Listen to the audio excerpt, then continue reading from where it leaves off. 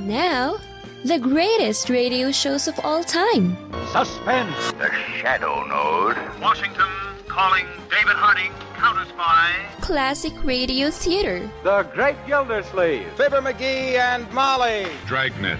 Gunsmoke. The Lone Ranger. Now, step back into our time machine with your host, Wyatt Cox. Good evening, friends of the Inner Sanctum. We go back to September 2nd, 1956, an episode of Gunsmoke. This episode is entitled Old Pal.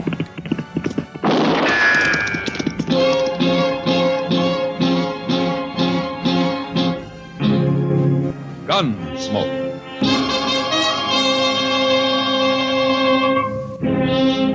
Around Dodge City and in the territory on West, there's just one way to handle the killers and the spoilers, and that's with a U.S. Marshal and the smell of gun smoke.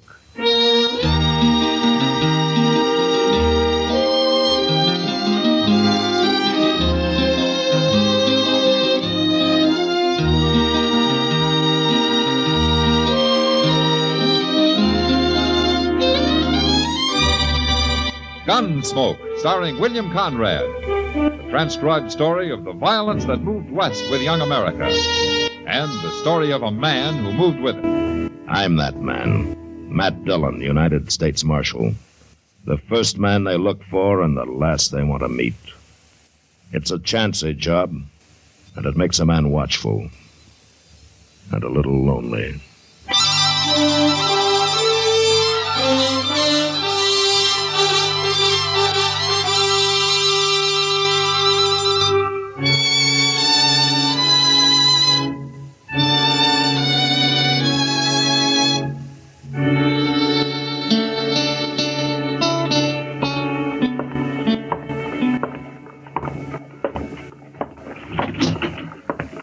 Did you get the mail, Chester? I sure did, Mr. Dillon. And if that railroad gets any slower, yesterday's train's going to start getting into Dodge tomorrow. Well, that's happened a couple of times. Is anything important? I ain't had a chance to look. What? Well, it took Will Borgler so long to get them mailbags sorted. Oh, say, he's coming over here in a little while, Mr. Dillon. Huh? Will is? What for? I don't know. But he's got something on his mind he's about to bust his britches over. He said it had to do with Jim Rankin. Jim Rankin? Well, I hated to bring it up, Mr. Dillon. You and Jim Rankin being close friends like you was. I can't figure what Will Borgler'd know about Jim's murder. He never gets out of that depot except to eat. Well, maybe he's heard something from El Paso, something over the telegraph. There's nothing to hear, Chester, and there won't be. He was killed for that payroll he was carrying. But they never did find the body. Well, they buried him somewhere out there on the desert, more than likely, and then jumped the border. They sure could get a long ways south on $60,000, all in banknotes. Wouldn't be no weight to it. Wouldn't even fill a saddlebag. It's funny, I was always joshing him about that. A full-grown man being a messenger boy for Wells Fargo. Going around carrying a little old hand case with him. And being a target for every hold-up man west of St. Louis. I know. I never had no call to be plaguing him. When I think of it now, I could just kick myself. Jim knew you didn't mean it, Chester. Yeah, you know, he was one of the best. I rode a lot of country with Jim Rankin, back when he was a lawman. Evening, Marshal. Oh, come on in, Will. What's this news about Jim Rankin? Just that you and everybody else is wrong, that's all. Oh, why so? Because all of you figured them killers must have headed south after they murdered Rankin. But they've come north, Marshal. Oh, what makes you think so? These. Couple of banknotes, $10 silver certificates, American Federal Bank of Boston. Chester, give me that Wells Fargo list of serial numbers, will you? Yes, sir. Already checked them, Marshal. They're on the list. Where'd you get these, Will? They turned up in my cash box at the depot. Somebody bought a ticket with them. Who? Do you know? It was Miss Lily over to the Long Branch. Lily? That pretty one with the yellow hair. She bought a ticket on the Santa Fe to Kansas City. Said she was aiming to go back there on a visit. Why, them killers might be right here in Dodge, Mr. Dillon. I hope so, Chester. I sure do hope so.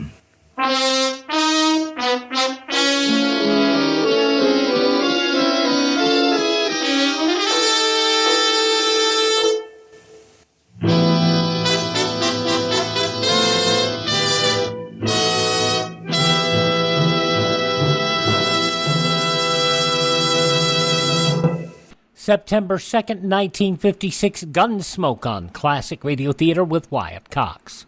You ever make a change and then think, why didn't I do this years ago? Well, that's how people feel about switching to Medi-Share for their health care, especially now with inflation the way it is. People are very happy with the savings. Most families save about $500 a month when they switch. It's a huge help when prices are going up so fast in so many other areas. And Medi-Share's customer satisfaction rate is double that of health insurance. It's just a different experience, and people really like that. Medi-Share is an alternative to health insurance. It's a community of Christians who share each other's healthcare bills, and it's been going strong for over 25 years. It really is the gold standard, the most trusted name in healthcare sharing. Find out why people love it, find out why they rave about the customer service, and find out how good it feels to save some money right now. They're super easy to talk to. Here's the number, 833-34-BIBLE. That's 833-34-BIBLE, 833-34-BIBLE. Now on Classic Radio Theater with Wyatt Cox, more of Gunsmoke, Old Pal, from September 2nd, 1956.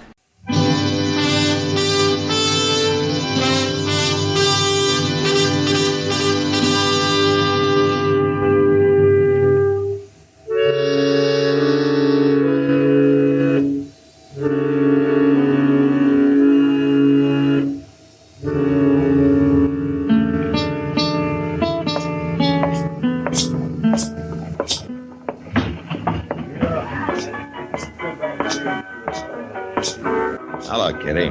Well, good to see you, Matt. You've been a real stranger the last month. Ever since Since Jim Rankin was murdered, huh? I didn't mean to rub salt in. That's all right, Kitty. In fact, that's the reason I'm here now. Huh? Is Lily around somewhere? Well, she's upstairs, I suppose. I'm kind of surprised. Odd what? You? A marshal's pay won't get you far in that club, Matt. The dues are pretty high, you know. This wouldn't be just a case of one pretty woman talking about another pretty woman, would it? Now, seriously, Matt. Didn't Jim ever tell you about it? Jim? Jim Rankin. You didn't know about it? About what? I thought you knew he was spending all his time with Lily. No, I didn't. I'll see you later, Kitty.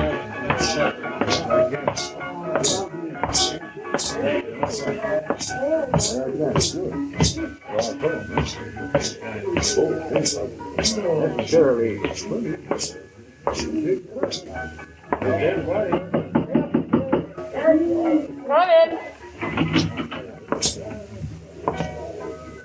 Marshal Dillon. How are you, Lily? Well, this is quite a surprise.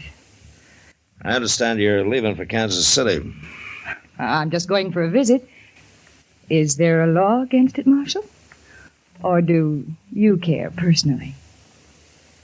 You bought a railroad ticket this afternoon from Will Borgler.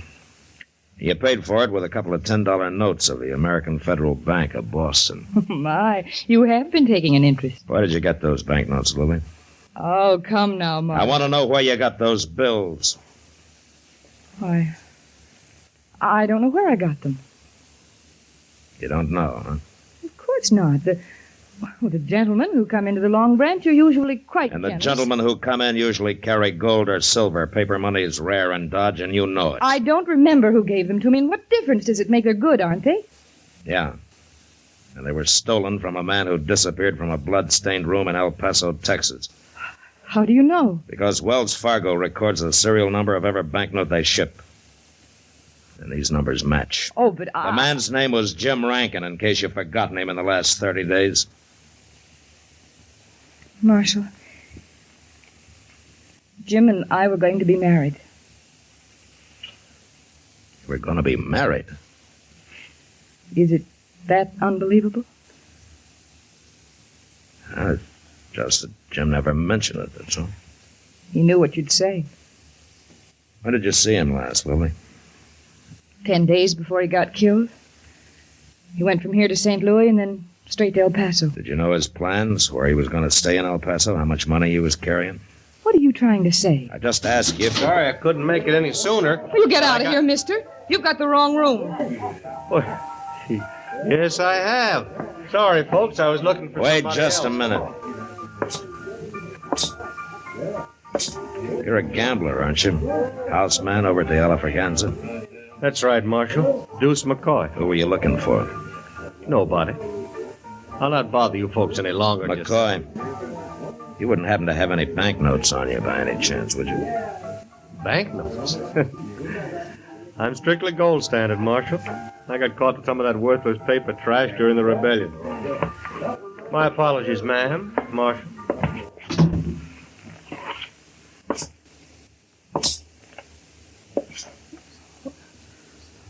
Why are you looking at me that way?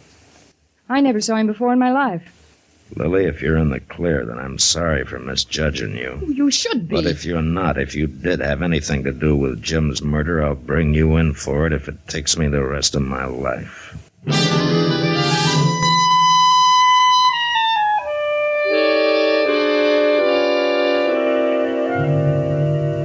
3 days went by, and things stayed pretty much the same. I found out Jim Rankin had told a couple of people that he was going to marry Lily.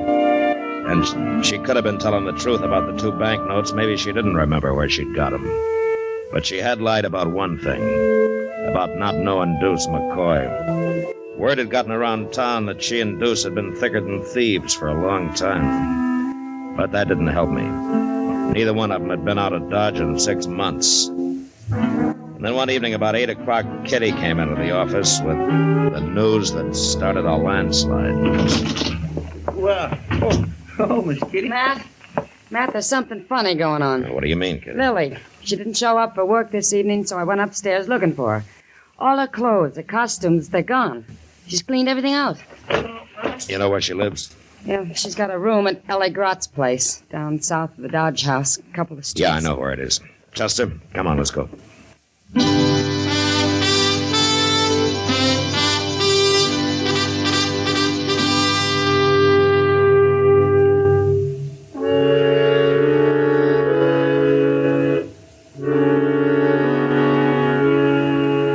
Lily wasn't at the rooming house, and nobody there had seen her since mid-afternoon. So Chester and I went back and took a look at her room in the Long Branch.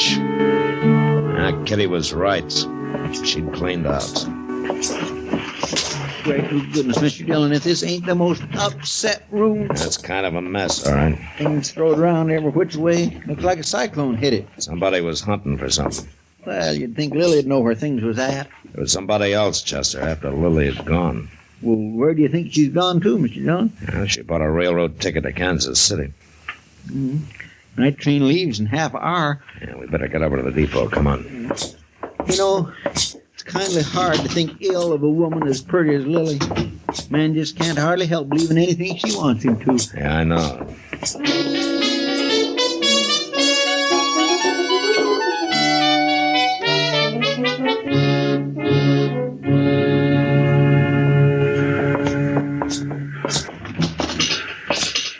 Marshal!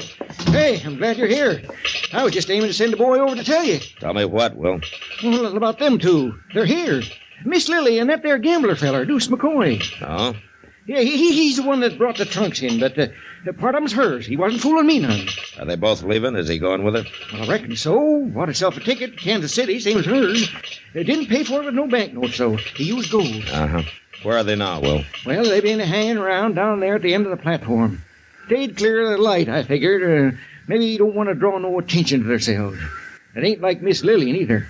Ordinarily, she'd have herself rigged out fit to kill. Be strutting around here bold as brass. What? That was down the platform. Yeah, come on, Chester. Straight ahead, Marshal. There at the end. Yeah, I see. Look, Mr. Dillon, somebody jumped on a horse. Yeah. Hold it there! He's getting away. Couldn't have been nothing but plain luck in the dark like this, Mr. Dillon. I'd have sworn I had him in my sights. Marshal! Yeah.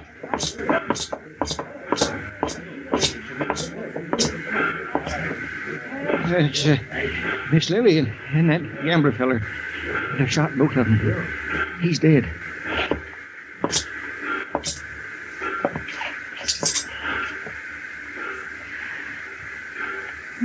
No. Who was it, Lily? Who shot you? He came back. Who? Jim. Jim?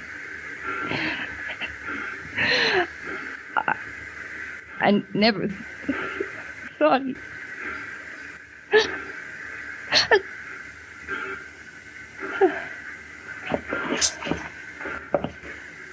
You gonna go after Mr. Dillon?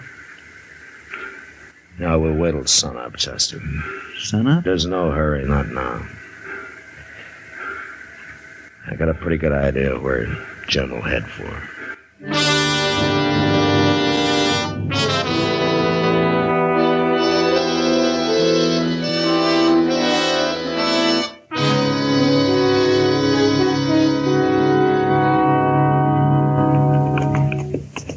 Mr. Dillon, how can you be so doggone certain he's out here somewhere? Because I know how he thinks, Chester. Sir, I never see such a country. Rim rock, gullies, mesquite, plum thickets. We couldn't find him in this stuff in a month of Sundays. I think he'll find us. Oh, dear, I just leave you wouldn't talk that way. Mr. Dillon gives a man the willies, knowing all the time there might be a gun sight leveled on him and not knowing just when the shot. Well, you know now, Chester. Hold it. Right where you are.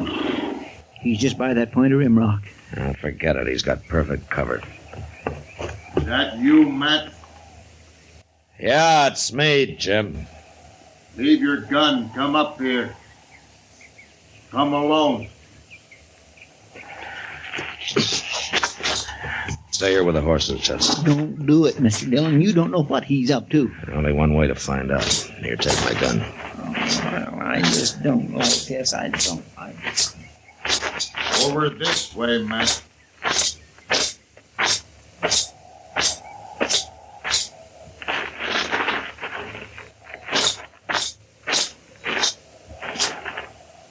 Matt, you're a fool. I could have shot you dead. I was betting you wouldn't. Why did it have to be you? That's the difference, Jim. It had been somebody sooner or later. You knew it was me, or you wouldn't have come here. How did you know, Matt? Lily told me. Before she died. I'm sorry about that. In a way. Last night I went to her room and found she'd taken the money and run out on me. I've been living down along the river bottom since I rode up from El Paso. I was... What's the matter, Jim? It was pretty good shooting last night, Matt. Dark as it was. Well, we better get you in the dock. No. Forget it, Matt.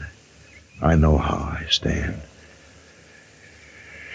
Lily never did mean to marry me, man. She told me last night there on the station platform. And then she laughed. Take it easy, Jim. She helped me plan that fake robbery in El Paso. She was all for it, I thought. But she was all for the money, not for me. Never known a woman like Lily. All fire, and diamonds, and soft as a kitten. Yeah. You're funny. I know I'd do the same thing again. If she asked me to, what do you think of that? I'm not your judge, Jim. Matt, remember the time we rode out of San Antonio and we rode from San Antonio? Yeah, I remember, Jim. We were planning to ride down to Laredo and see if we could. Jim. Jim?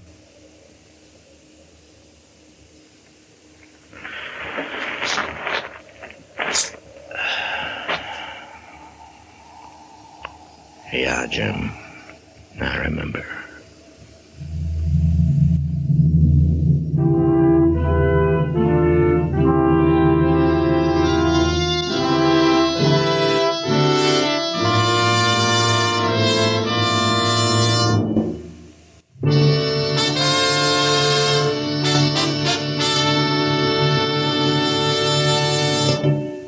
And now, William Conrad. You know, there were rifles of all makes out on the frontier. Springfields, Henrys, Spencers, Colts, Maynards, Enfields, Sharps, even old flintlocks. And next week, a man discovers it doesn't matter what it's fired from. A bullet kills a man awful fast. And that was the West. September 2nd, 1956, William Conrad in Gunsmoke. When Classic Radio Theater with Wyatt Cox continues, Mandel Kramer as yours truly, Johnny Dollar, from this date in 1962. Whether you're taking your pets on the road or a walk around the block, you need to be aware of heat stroke. Hi, I am Dr. Jose Arce, immediate past president of the American Veterinary Medical Association. It's important that pets get out and enjoy the warm weather and fresh air, but here are some reminders to help keep your pets safe in the heat. Tune into the day's forecast to see how hot it will be. Limit exercise on hot days or schedule walks earlier or later on the day when it's cooler. If outside, stay on the grass instead of the hot pavement. Make sure your pet has unlimited fresh water and access to shade. Never leave your pet in a closed vehicle, and leave your pet at home in air conditioning when you go out. If you see signs of heat strokes in your pet, such as excessive panting, drooling, unsteadiness, or abnormal gum and tongue color, call your veterinarian or nearest emergency clinic. For more info on summer pet safety, visit avma.org. That's avma.org.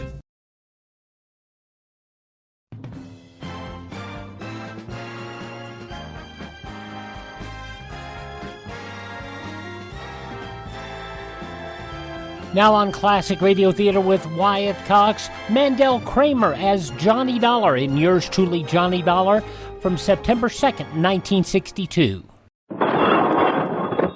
Johnny Dollar. Morris Parkley, Johnny. New Jersey State Mutual. Well, it's about time. Morris, how are you? Bad. I've got troubles, Johnny. $40,000 worth. Don't give it another thought. Just mail me a check. Yeah, I wish it were that easy. Also, I wish it was a check. What do you mean? I mean, it's all in cash. Oh, okay. Then I'll fly on down there and pick it up. Yeah, I wish you could. But there's a hitch. His name is Walter P. Doninger. Who's he? Policy beneficiary. We can't find him. Well, maybe I'll get lucky and not be able to find him either. Then with 40 G's in my hot little hand. I'll be breathing right down your hot little neck. I'm sure you will. Now, Maury, the commission on $40,000 for me if I find this man. You want to come down and talk about it? Why, sure.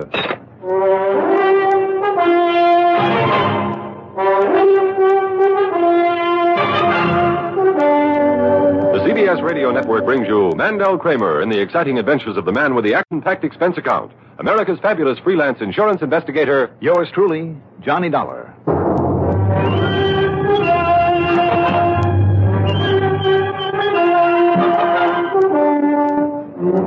Expense account submitted by Special Investigator Johnny Dollar to the New Jersey State Mutual Life Insurance Company Home Office, Trenton, New Jersey. Following is an account of expenses incurred during my investigation of the Doninger Doninger Matter.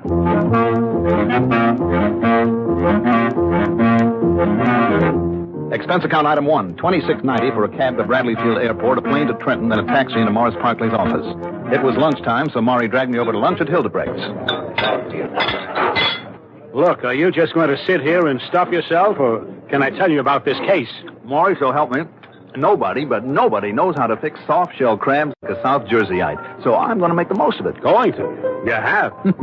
Now listen. Mm-hmm. His name is Walter P. Doninger the Seventh. The what? The whole family was a bunch of screwballs, bums, except for Walter P. the First, who cleaned up on gunpowder and cannonballs about the time Georgie Washington rode across the Delaware. Well, that's that, and it was delicious. But his descendants haven't done a lick of work since. And that makes them screwballs, huh, Maury? Sure, but nothing to do but loaf their lives away. bums, crackpots. Will there be anything more, gentlemen? Well, No thanks, waiter. We've got to get out of here. Just All a right. check. Yes, sir. Here you are. Anyhow, Johnny, this Walter P. the Seventh is the last of the line. Now that his sister Minnie has died. Here you are, waiter. Thank you. Well, thank you, sir. She left him this $40,000 insurance you mentioned. Right. So you've got to find him, Johnny, and pay it to her. But in cash? That's what the policy reads. In cash, in hand. Just like that $5 tip you just gave the waiter. Right, Johnny, that's it. What? $5? Hey, wait a minute. Come on, Maury. You can tack it out of my expense account. Yeah, but $5. Come on. Okay. Anyhow, that money has to be paid within 10 days of her death, Johnny. So that gives you just less than a week from now. Well, Maury, that... Otherwise, we pay him an additional $1,000 for every additional week or fraction thereof. You issued a policy like that? No, I personally. And you call him a screwball. The point is that he's disappeared. You think he might be dodging you, Maury, just to build up his take? Possibility. I wouldn't put it beyond him. What's the address given on the policy? Addresses, Johnny. 8 of them. 8? Every time he'd move, his dying sister would give us a new one. So we'd list it. Well, all right, then. If she only died recently, then his last address would... No. He isn't there. And he left no word about where he'd go next. Hey, you better watch it. All right, lights change. Come on. Well, tell me, Maury, is there any pattern to the way that he's moved around? Pattern? I hadn't thought of that. Well, you should have. May give us an answer. Yeah. Well, here's the office. We'll take a look. Right.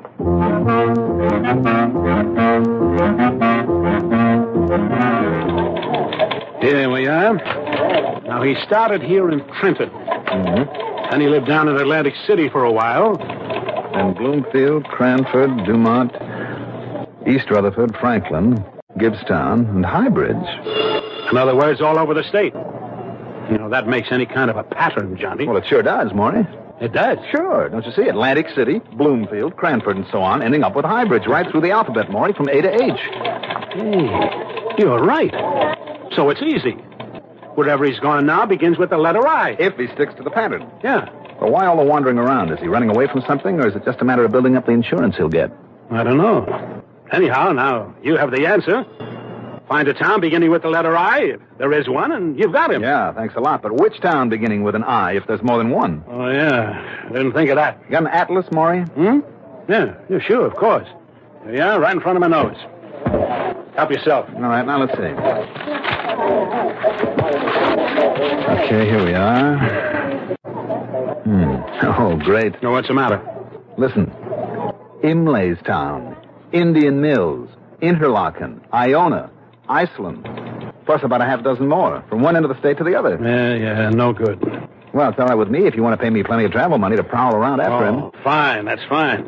And he'd be in the very last town that you'd hit. It's a possibility. Well, I guess the only thing we can do is write the city hall in every place beginning with an I and hope he'll cooperate. Meantime, time is running out.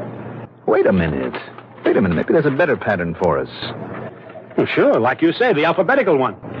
It'll either cost that extra $1,000 a week, or you'll run up too big an expense account. No, wait a minute. Look, don't you see? There's more to the pattern. Like what? And how much will it cost? Stop looking smug. Maury, I'll make you a proposition. Oh, you will? Let me try just one of these towns. This one here. Interlaken? Well, why pick that one? If I don't find Mr. Walter P. Doninger, the 7th, there, you won't owe me a cent. But if I do... Yeah, then what? Then you tack an extra $1,000 onto my commission. Okay? What? Even above your expense account and all that? Okay. It's a deal. And now, Johnny... Good. Now, look. Do you mind telling me what this magical key is that you found to the pattern of his wanderings? Not at all. Look, Maury, it's right here in front of your nose. Right here in the atlas.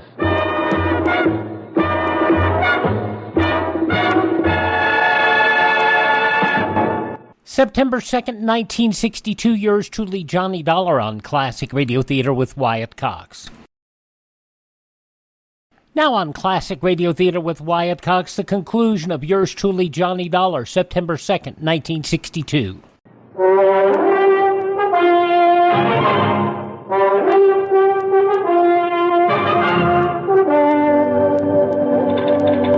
No, Johnny. All I can see is the old nut is going through the alphabet in his wanderings. That leaves you with 11 towns beginning with the letter I to investigate. Maury, look here at the population figures. The Population? Now, first was Atlantic City with something over 60,000. That's not including the annual summer vacation mob that always descends on the place. So? Then came Bloomfield, 49,000. Less than Atlantic City. In spite of the fact that a couple of other towns beginning with B have more. Well? Then here we have Cranford, 17,500. Less again. Don't you see now, Maury? Oh, sure, Johnny.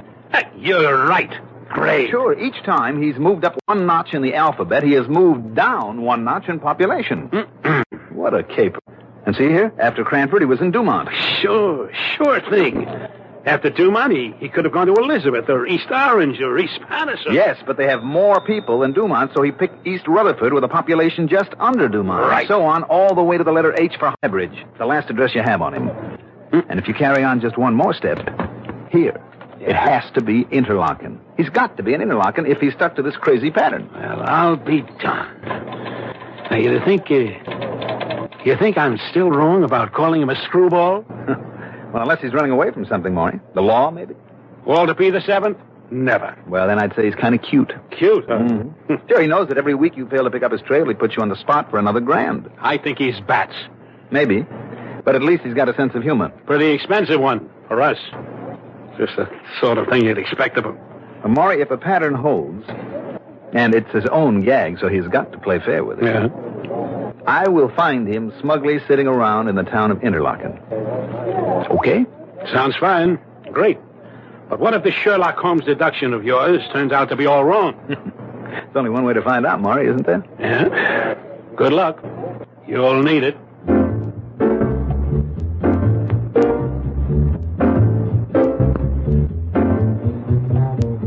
Expense account item 2, $50 deposit on a rental car. I headed east then on 33, a main highway through Heightstown, Freehold, and Ocean Grove, and then north in a roundabout way to Interlaken, a small but very nice resort town that isn't much heard of because it's so completely overshadowed by nearby Asbury Park. In trying to find a city hall, I ended up at the old New York and Long Branch Railroad Station. I pulled to a stop beside a group of men loading stuff onto a freight car.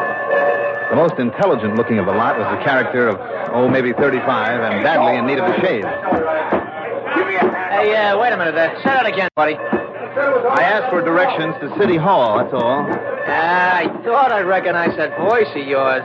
Your name is Johnny Dollar, ain't it? That's right. Makes any difference. Yeah, how about that? Johnny Dollar, the big insurance investigator, huh? Well, I'm pleased to meet you, Johnny. Thank you. Now, what's a big shot like you doing around a place like this, huh? Well, does that make any difference? You want to know what I think? I'm betting you tailed somebody here, huh? Am I right? Well, possibly. But look, where is... Sure, I'm right. Well, look, Johnny, you want to know anything about this burg, you asked me. You're Bill McGraw. I know all about it, see? Okay. I know everybody ever comes into this town. Yes, sir, you need help? You couldn't have come to a writer party. Good. And me? Well, I'll be glad to give a guy like you a hand, see? Come on. And, Johnny, know something else? Now, look, McGraw. Oh, just call me Bill, Johnny. Your name is Bill. You know something else? I understand you pay out pretty good for information.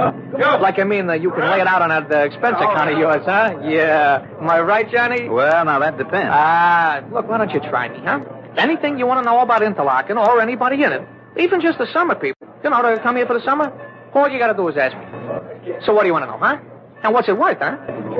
Well, come on, Johnny. You want my help, or don't you? Who are you looking for, huh? Why'd you come here? Hey, you don't say much, do you?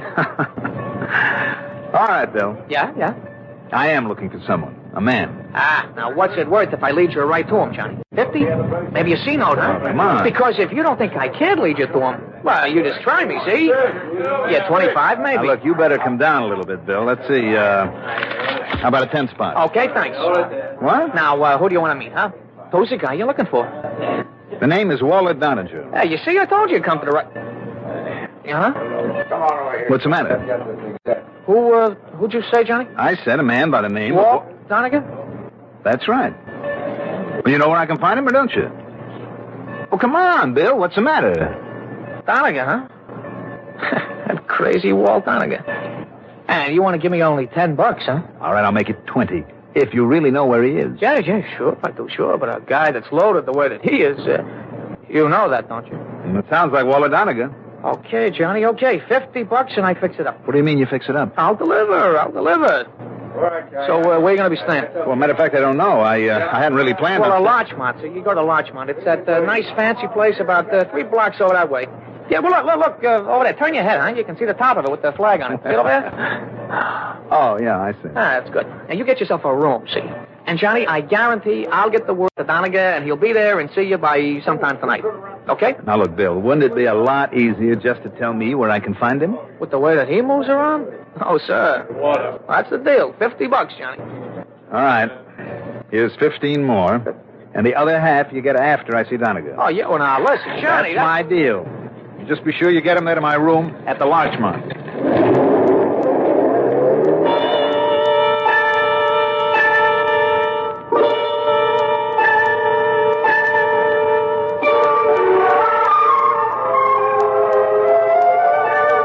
What if he shouldn't come through and bring me Doninger? Now, after all, it would go on the expense account. As soon as I'd registered at the Larchmont, I went to police headquarters and talked with a Sergeant Holloway. And you know something? Maybe it was lucky that I had run into Bill McGrogan. Maybe. Well, sure, Dollar. I'll try to find that crazy old man for you. Be at the lodgement, you say, huh? That's right. But the way he gets around, you know, well, in a couple of weeks ever since he got the word of his sister passing away, he's lived in a half a dozen different rooming houses. Sometimes only 2-3 days in one place at a time. You know, he is playing a cozy little game with the company. What's that? Oh, nothing. I certainly hope you can find him for me. Oh, sure. Maybe in a couple of days. Maybe in a half an hour. But I'll find him all right. I mean, sometime. Sometime, huh? Well, I'll be waiting.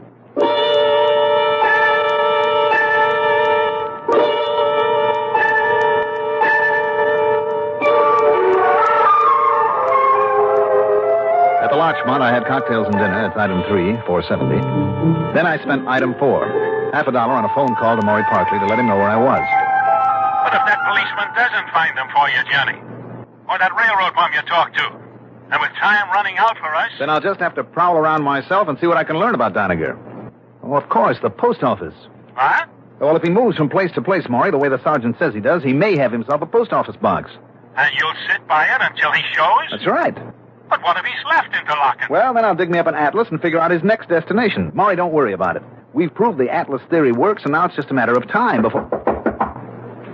Well... What? Looks like it's going to be a matter of no time at all. Well, Johnny... Maury, I'll be in touch. Coming. Yes? Inside, buddy, and shut up. Wait, what? Well, I know they'd get you on me, Dollar, but I didn't think you'd show up this soon. Well, now look. Don't move. The gun works. Ooh. Complete with silencer, huh? That's right. So not as crazy as some people think. And you're Walter Doninger? That's right. Scrappy Doninger. I'll move over there, Dollar, next to the bed. So when you fall, it won't make any noise. What do you mean, fall, Doninger? I'm taking no chances with you. So from here on, Dollar, you're gonna be dead.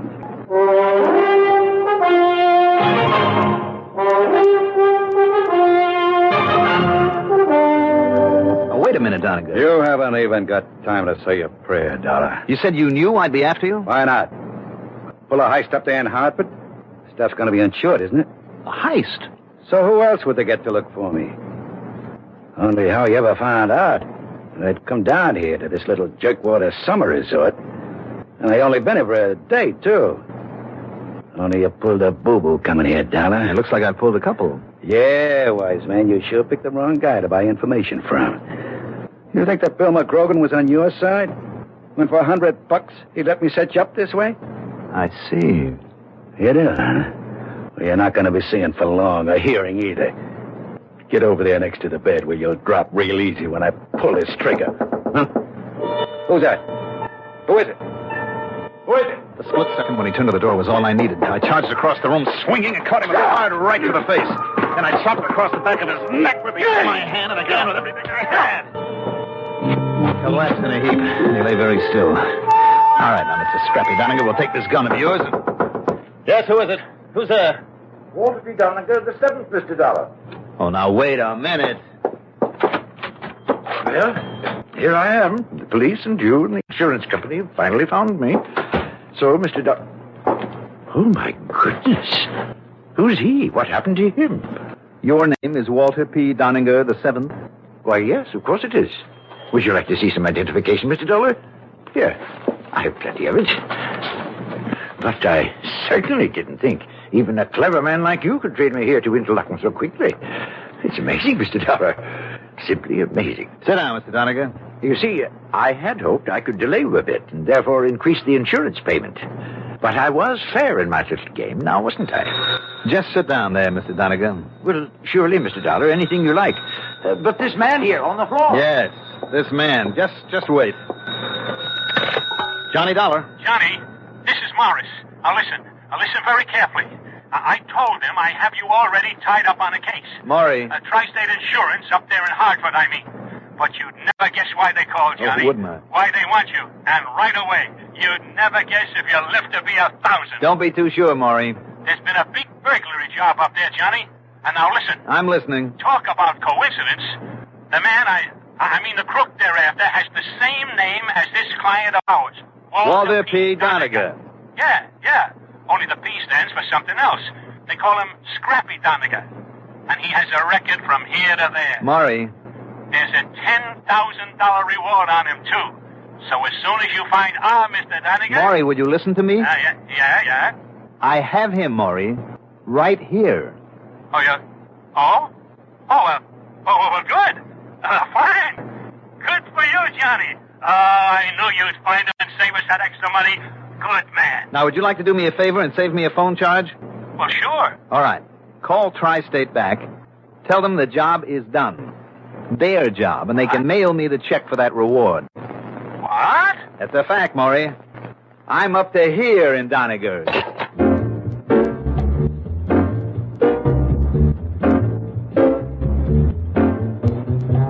So for once, I got real lucky.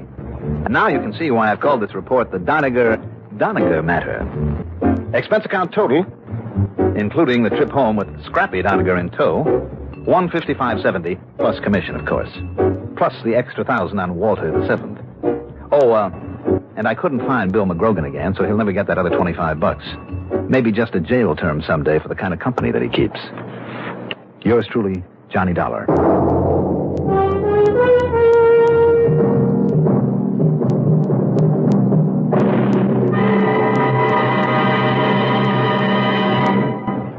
Five weeks before CBS pulled the plug on the show, and the last of old-time radio, September 2nd, 1962, yours truly, Johnny Dollar, starring Mandel Kramer.